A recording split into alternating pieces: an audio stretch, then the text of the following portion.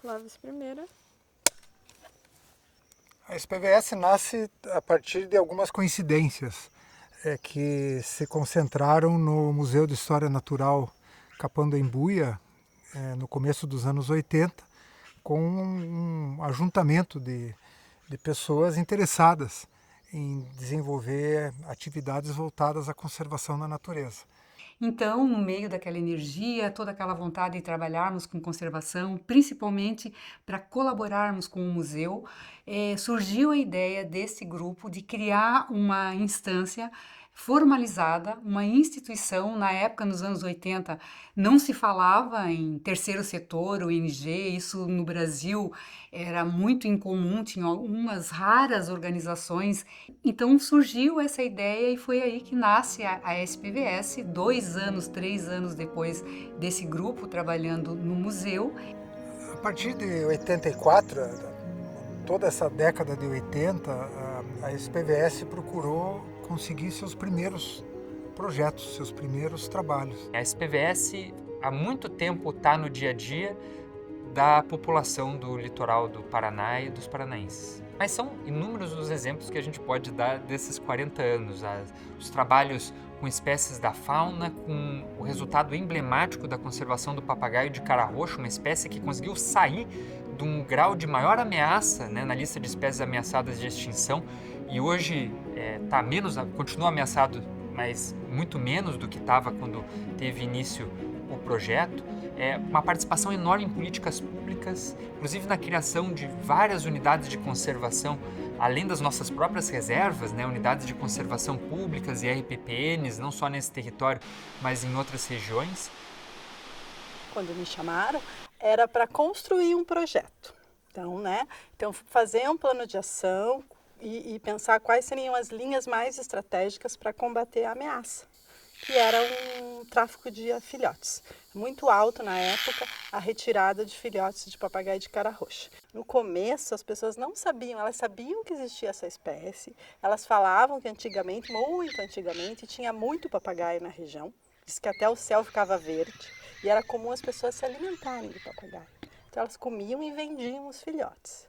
E depois foi diminuindo a quantidade dessa espécie. Só que elas não sabiam que esse papagaio só existia na região, que era uma espécie endêmica, né? Uma espécie do lagamar. Então o projeto iniciou contratando na época 3 pessoas, 2 na Ilha Rasa e uma na Ilha das Peças, para nos apoiar e nos auxiliar na busca dos ninhos. Então isso também fez a diferença, elas começaram a sentir orgulho por estarem, né, próxima a essa espécie, e essa espécie, o papagaio, poder ser um atrativo para o turismo local. Então esses benefícios fizeram a diferença para as pessoas e a gente conseguiu com isso que a população se recuperasse.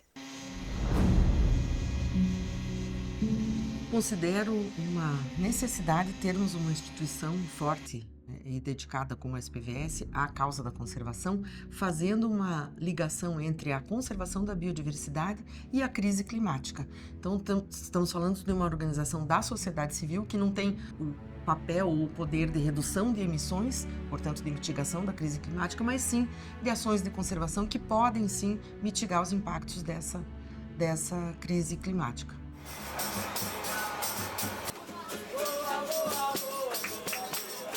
A educação sempre esteve presente nas ações da SPVS, porque nós entendemos que a educação deixa legado. Ela faz com que as ações sejam perpetuadas, as ações de restauração, as ações de conservação da natureza. Então, foram centenas de formações que aconteceram nas nossas reservas nos últimos 24 anos, especialmente, dos mais diversos temas, sobre as mais diversas ferramentas de conservação da natureza, além das ações de alfabetização, de letramento, de promoção humana.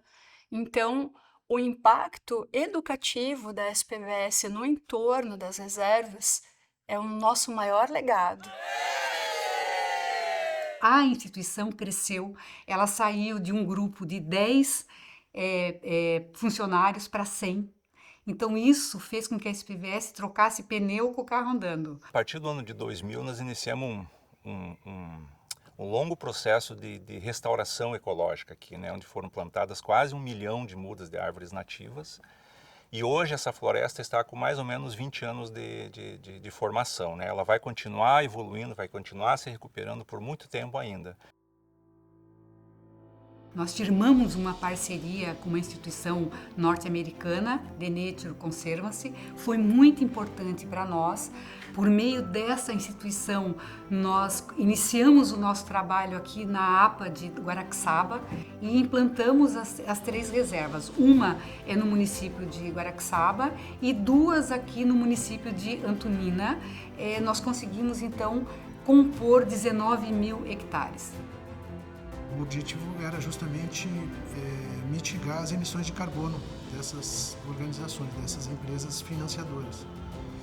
E esse foi um projeto, para a época, 1998, inovador.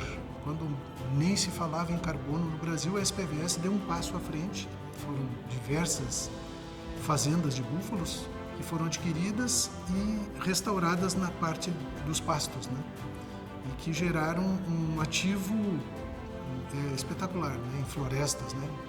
Como você consegue mudar essa chave, trazendo a conservação da natureza como parte da vida das pessoas, parte dos seus negócios? E eu sou uma pessoa que ela mudou a história.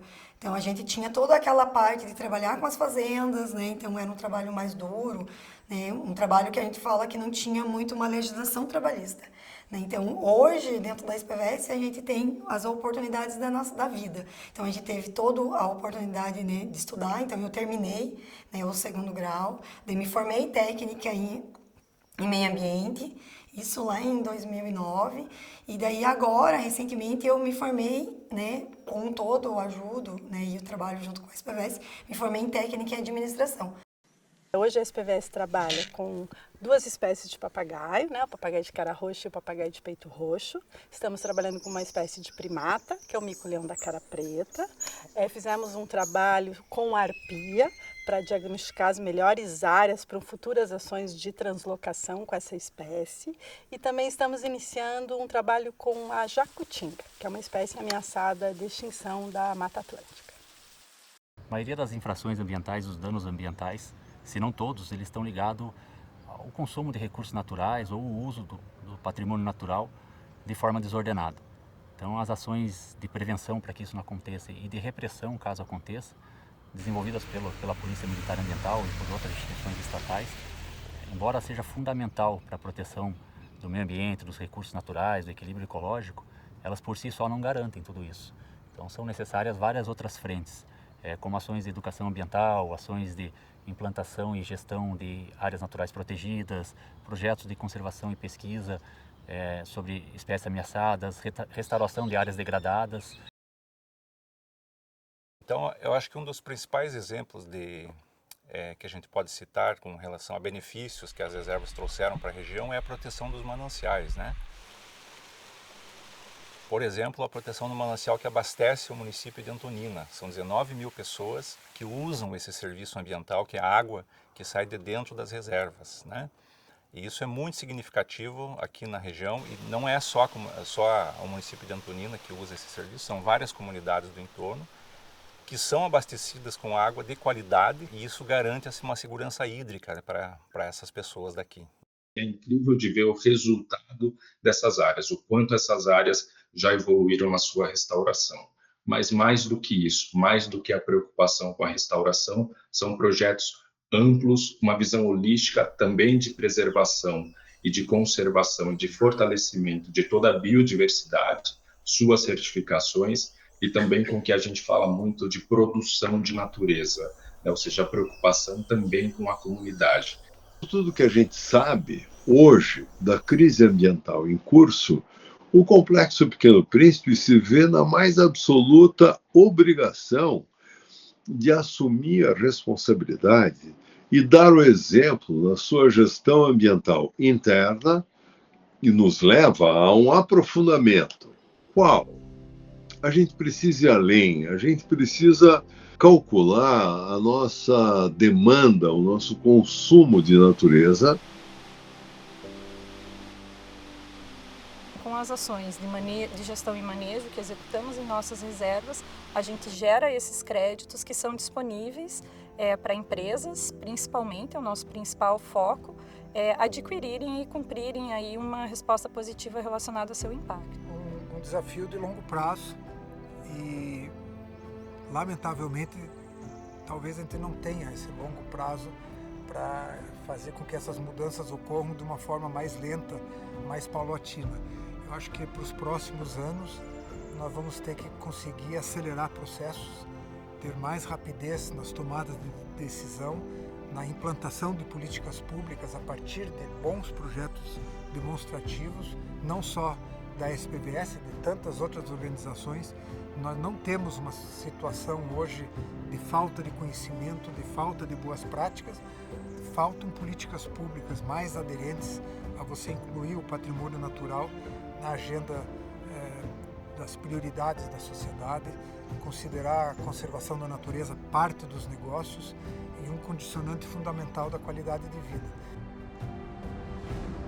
E a gente hoje já está com 1.200 hectares, né, preservados, né, com dezenas ali de proprietários.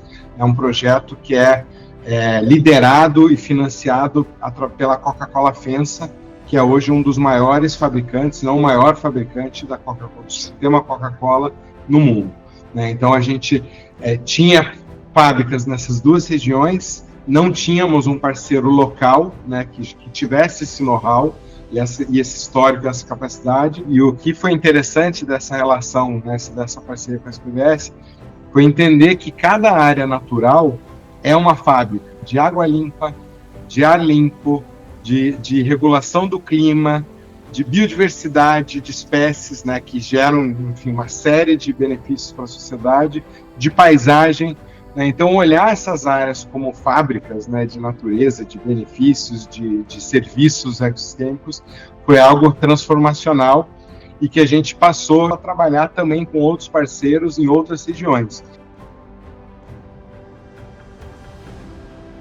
E a SPVS, nesse ponto, como uma organização também visionária, né,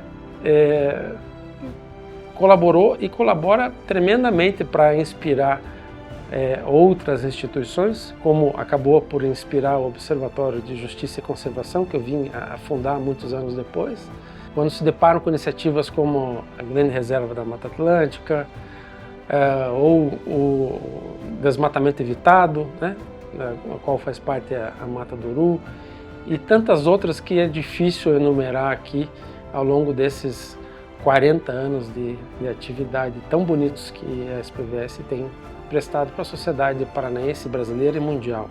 O que a SPVS quer? Desenvolvemos vários projetos nesses 40 anos, vários mecanismos, e a partir daqui o que a gente quer é gerar escala. Então todo o nosso planejamento é gerar escala em resultados em conservação da biodiversidade para a gente produzir futuro. O exemplo da SPVS é muito poderoso.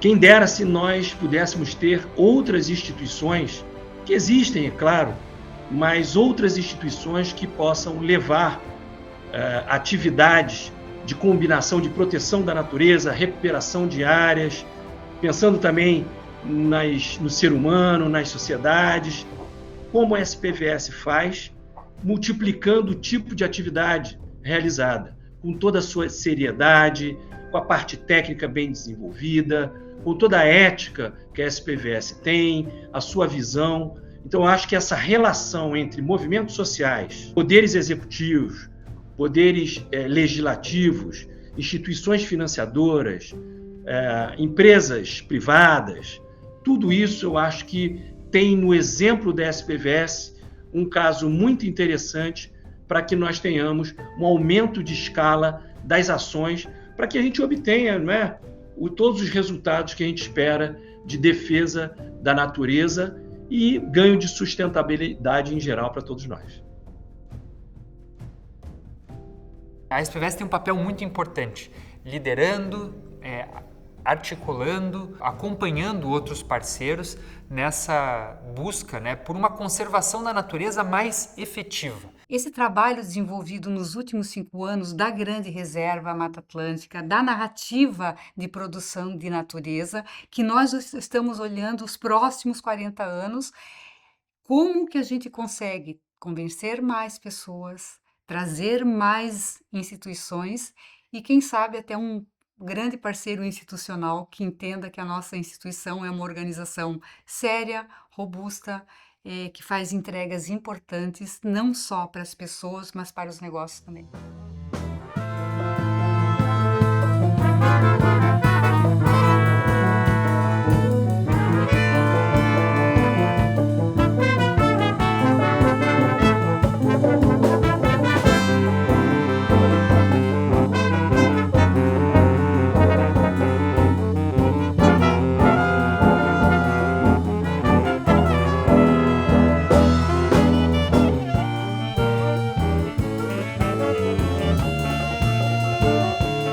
Música